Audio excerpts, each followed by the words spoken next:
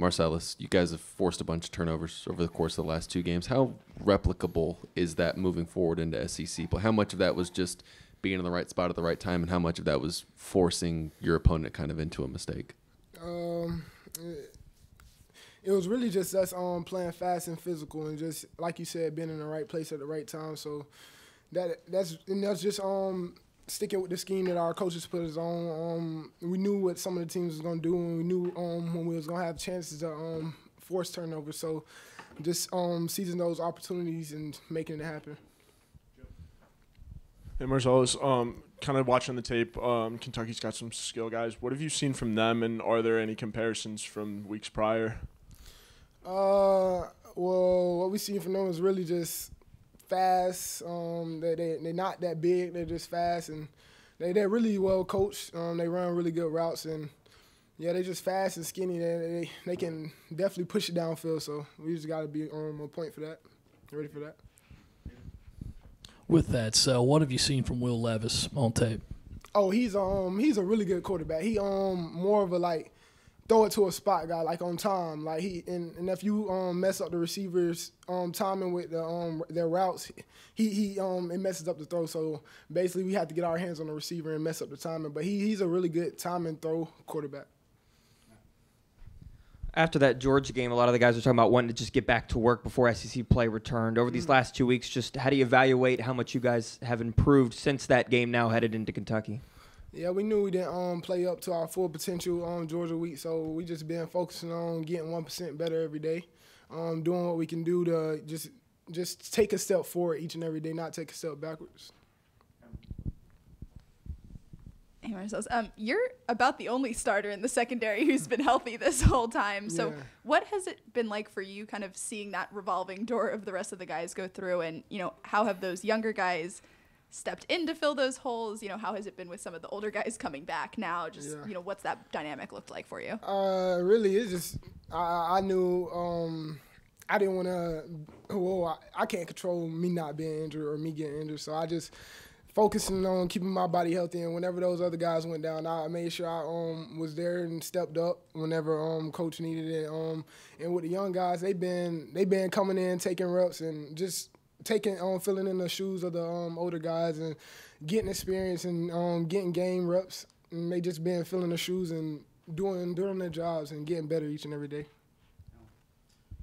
Kind of going off the post-Georgia point, Shane's talked a little bit about how he felt like the team needed to get closer after that, and he felt like he has. Do you feel that, and what would you chalk that up to with you guys being closer now after these last 2 weeks? Yeah, we definitely grown closer as a team. We do that every week. We get closer and closer. It's nothing special. It was nothing magical that we do. That's just the culture around here that Coach Beamer has built. We just a family. We gonna get closer each and every week, no matter the outcome of the Saturday. Marcellus, obviously when Camp's been playing in the corner, for lack of a better term, you gotten thrown at a lot more, I guess, with him on the other side. I guess what's that kind of been like? And I guess, now that you are in year 2 here and all that, I guess how much more comfortable do you feel like games have been, at least through the first 5 weeks, and being able to take some of those, take on more guys, I guess, in those situations. What was your first question about Cam? In terms of getting maybe thrown at a little more with Cam on the opposite side, and Darius, yeah. I guess, obviously getting, for lack of a better term, kind of put on an island there. I guess what's that kind of been like, and how do you feel like you kind of adjusted to it? I've been soaking it all in. I love that attention that I'm getting, getting targets all the time, every game. I love that. I love being tested. So it's just a blessing from God putting me in that opportunity. But like you said, this is my second year. I'm very much comfortable in this defense, and I have a lot of confidence in myself to make plays on the island, and so it's no nerves. It's just I'm out there playing. Marcellus, going into the year, a lot was made about this team needing to play better on the road. When you look at what a team has to do to play well away from home, what does that look like? What does a good road team look like when it's out there? Yeah, we just gotta go out there, keep our poise, just play fast, physical, and just don't let the home crowd get us out of our game. Don't let anything get us out of our game. We just got to go out there and play our game and just do the best we can, because if we play at our best, we good enough to beat anybody on the road or at home. And Marcellus, kind of going back to Ben's point about being on an island, how much does it help to have guys like Cam Smith and, I mean, you got Darius coming back and RJ back there with you? How does it help to kind of just, I mean, like be like in or I guess on the island, if you will? Yeah, I understand. It helps a lot. Just knowing that, like you said, RJ back there, you got Nick back there. You know, you on the island, but also you got sometimes have safety help. So it just helps you even play more confident and not be worried about getting beat if you do, you know, because you got help. It's been a couple years since this all happened, so you may not even really remember the details of it all. But so the last time South Carolina played at Kentucky was the night that news got out that Coach Beamer was coming here. Do you remember anything about that night? I do, because I was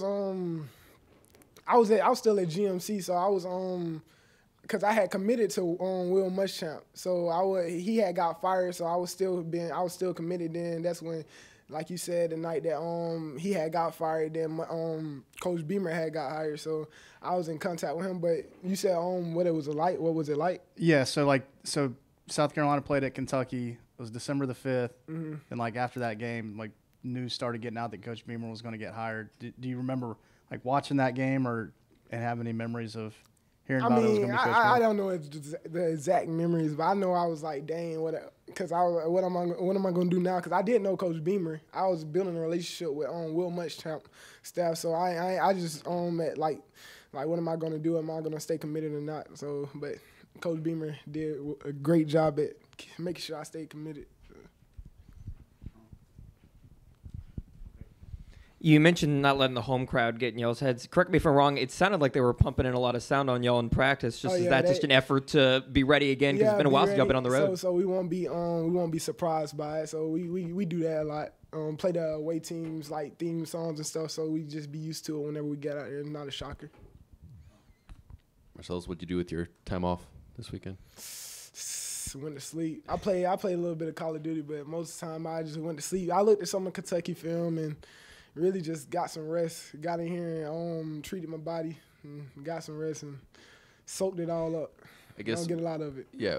What can even if it's just 48 hours, what can that time off do for you guys mentally and physically going into this game? Oh yeah, it's definitely beneficial. It just helps us take a break away from the physical and mental demand that this game and college football has on us. So it's definitely very beneficial to us, and we definitely love those breaks. Definitely. Thank y'all.